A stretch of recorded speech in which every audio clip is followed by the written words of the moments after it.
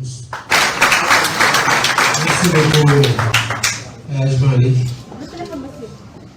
Je voudrais, dans le sillage des propos du président Ousmane Sonko, saluer les leaders et tous ceux qui, à un titre ou à un autre, participent à cette rencontre d'échange entre le candidat que je suis et le leader Ousmane Sonko, qui est notre leader à nous tous. Je voudrais, dans le même sillage, m'incliner devant la mémoire des disparus et prier pour le repos de leur âme et pour la miséricorde d'Allah Tout-Puissant sur eux. Je voudrais attester aussi et rendre un hommage appuyé à tous ces frères qui, dans les geôles du pouvoir, pendant des mois, souvent des années, ont supporté avec dignité le poids de l'épreuve. J'ai été au Cap Manuel à un moment donné avec 37 co-détenus dits politiques. Beaucoup d'entre eux n'avaient même rien à voir avec les manifestations. Mais c'est par la présence soutenue de PASTEF et de la coalition à leur côté qu'ils ont fini par comprendre en s'intéressant davantage au projet, au leader que nous étions à l'intérieur avec d'autres personnes comme le professeur Cheikh Oumar Diagne, et massivement à adhérer au projet de PASTEF en prison. Ses frères et sœurs ont supporté cette épreuve, disais-je tout à l'heure, avec beaucoup de dignité. Et je pense que ceux qui sont allés leur rendre visite régulièrement peuvent aussi, au même titre que nous, en témoigner. Monsieur le Président Ousmane Sonko, je voudrais remercier ceux qui, pendant notre absence, ont tenu la barque de ce projet. Il y a eu la coalition Sonko président. Il y a eu au fil de l'oppression les leaders autour de la candidature de Ousmane Sonko pour enfin aboutir à la coalition Diomaye président. Mais nous nous rendons tous compte que c'est le même fil conducteur qui a abouti à cette coalition qui est aujourd'hui la plus forte dans le cadre de cette présente élection.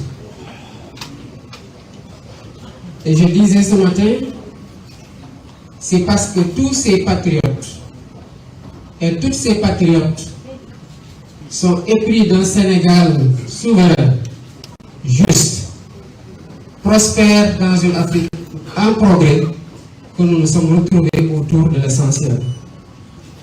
J'ai rappelé ce matin une discussion que j'ai eue avec le directeur de campagne, Moustapha Mambagirassi, que je félicite pour la coordination remarquable des activités de la coalition. Dans le cadre de la mise en place du directoire, je lui disais que quelles que soient les contingences et les divergences, élevons-nous tous au-dessus de ces contingences et de nos personnes, mais que le Sénégal soit toujours au-dessus de nous. Et c'est ce projet-là qui nous faisait aujourd'hui. Je voudrais les féliciter pour leur engagement constant, leur résilience face à toute forme d'oppression, de diabolisation et de calomnie. Quand il fut peu évident, ils ont été sur les plateaux, ils ont marché, ils ont dénoncé. Et ils ont fait preuve de résilience, mais surtout d'intelligence stratégique pour que la coalition soit aujourd'hui ce qu'elle est, alors même que le candidat déclaré principalement leader, incontesté de l'opposition, et le candidat de substitution était en prison. Je voudrais aussi marquer toute ma compassion à tous ces leaders qui ont pris le temps qu'il fallait pour réfléchir à un programme alternatif aussi, comme nous l'avons fait de notre côté, qui ont sillonné le Sénégal en engageant leur temps, leur énergie et des moyens pour aller présenter leur projet de société aux Sénégalais pour une sanction électorale positive. Que ces leaders-là soient recalés juste parce qu'au sein du Conseil constitutionnel, un informaticien en 3 clics a décidé que votre clé était inexploitable ou que des électeurs qu'on s'est régulièrement inscrits sur le fichier n'y étaient pas, c'est quelque chose de particulièrement écœurant. Et je reviendrai tout à l'heure, nous devons tous nous dresser pour qu'on puisse dire au soir du 24 mars 2024, plus jamais ça au Sénégal. Monsieur le Président, vous avez tantôt évoqué des contacts. Je ne reviendrai pas sur tout ce que vous avez dit quant à l'importance et la nécessité dans le contexte. Mais je veux juste faire, si je peux les appeler comme ça, une révélation. C'est vrai que je suis peut-être moins taquin que vous, c'est un peu plus autarcique. Je suis quelqu'un de particulièrement raisonné, de particulièrement raisonnable, de particulièrement sensé, de particulièrement réfléchi.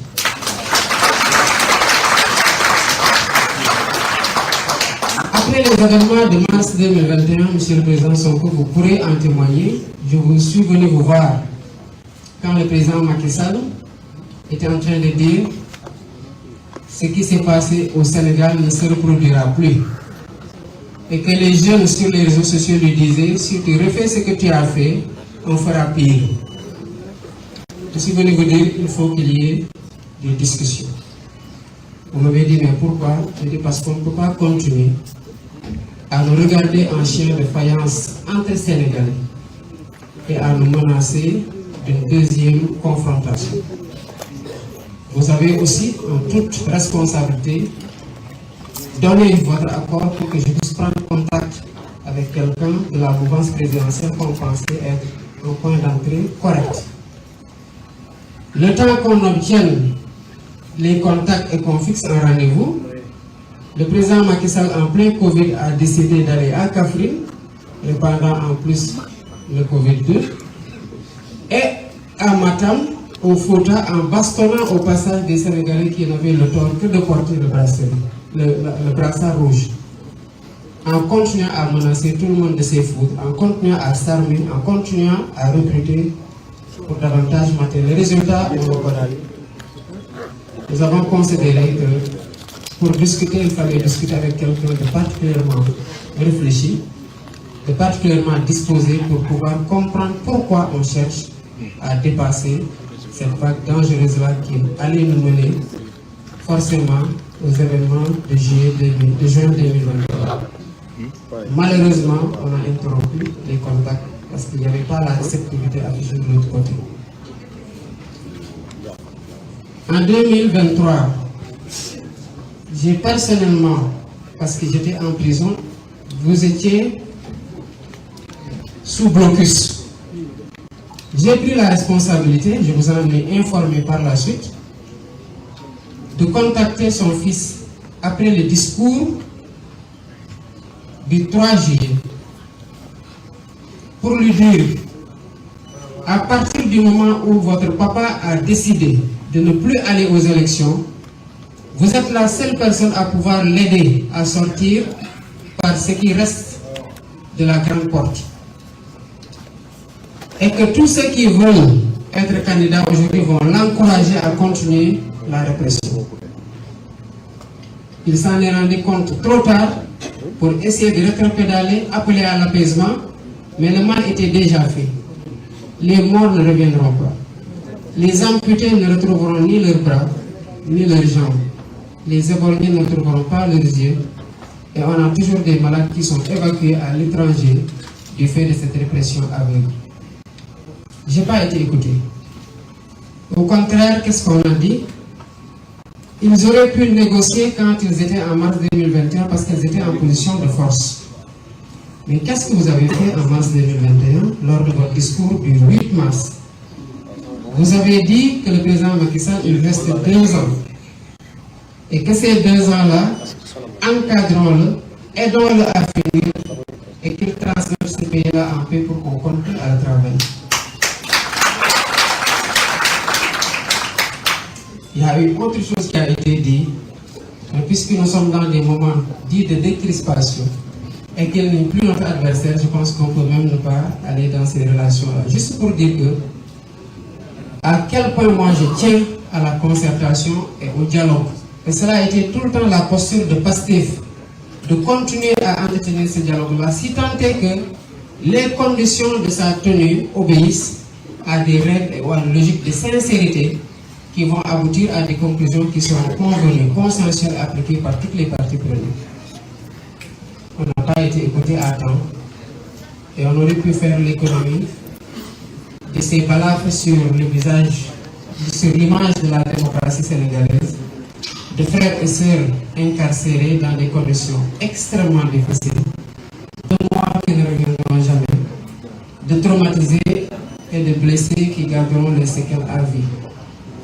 Voilà Bassirou Diomaye Faye en toute discrétion aux côtés de Ousmane Sonko dans le cadre du projet que nous portons tous aujourd'hui.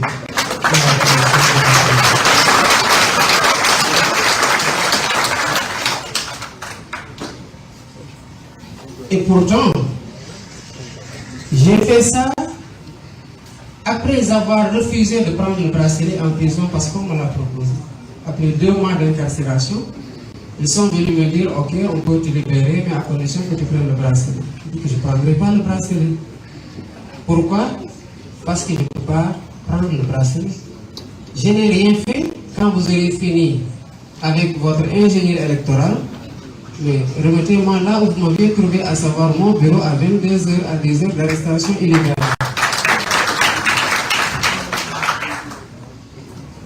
Mais tout ça a été entretenu par des gens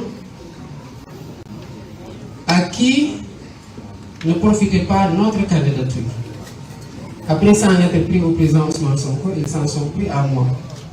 Même dans les chefs d'accusation de jonction de la procédure vous concernant, il y a eu le vol de portable, alors que j'étais en prison.